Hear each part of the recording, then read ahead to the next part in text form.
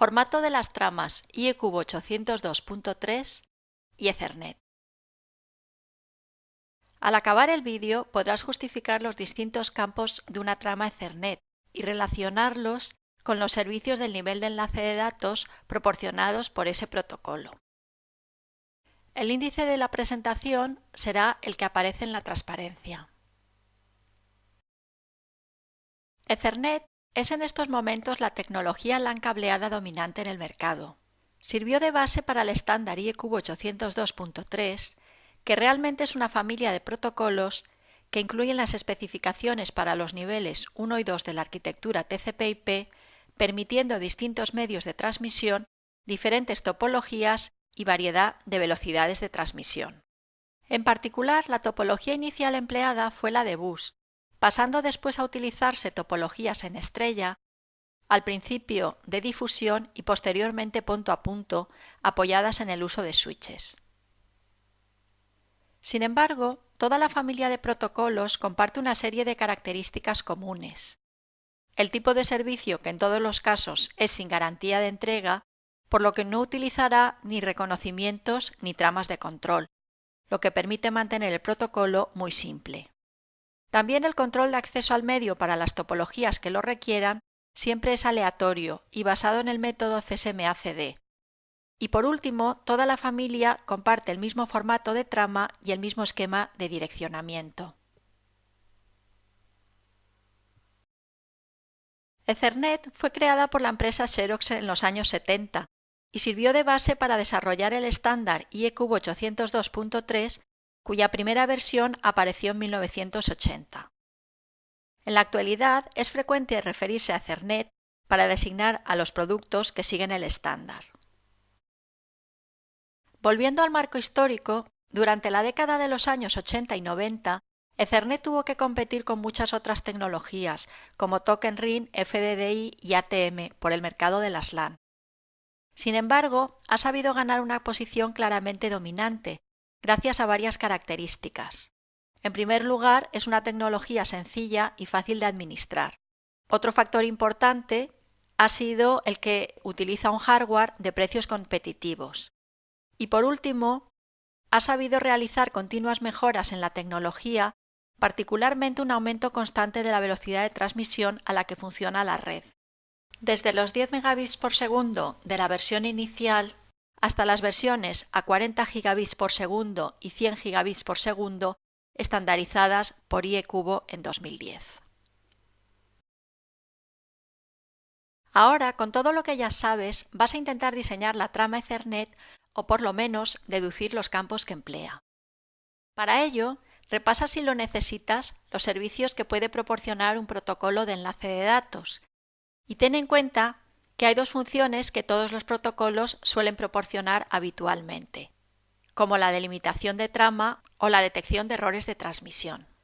Además, considera las características que hemos visto en el punto anterior del protocolo Ethernet, que es un protocolo simple, en particular, sin conexión y sin garantía de entrega, que se apoya en topologías en estrella o bus. Piensa, por lo tanto, qué campos serán necesarios y en qué orden deben situarse. Ahora detén el vídeo y piensa con tranquilidad en estas cuestiones.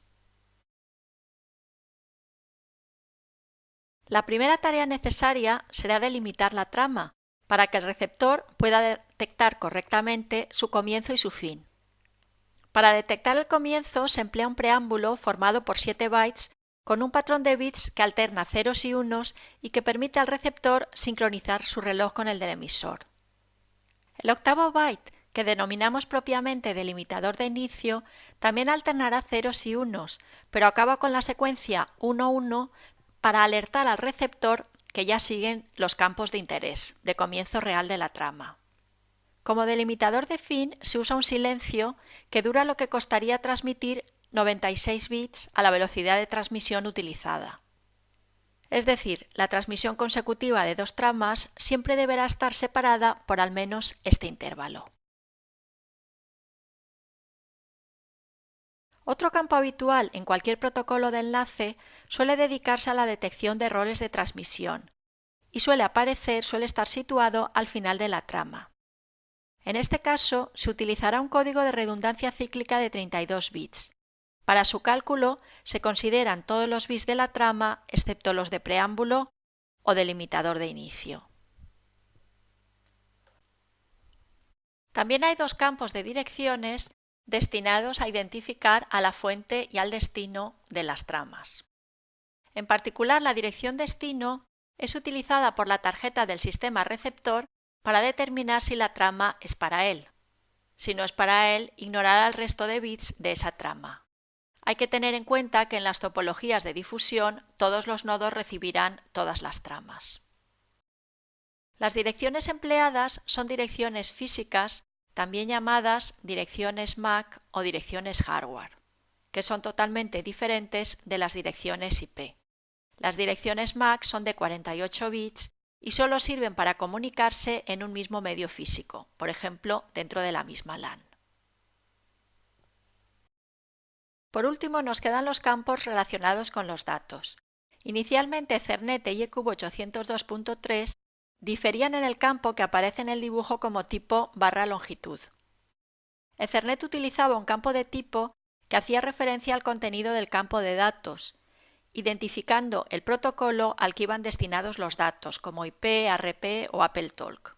Sin embargo, en el estándar IEQUB inicial, este campo se interpretaba como la longitud del campo de datos de la trama, ya que el campo de datos siempre contenía un paquete del protocolo LLC.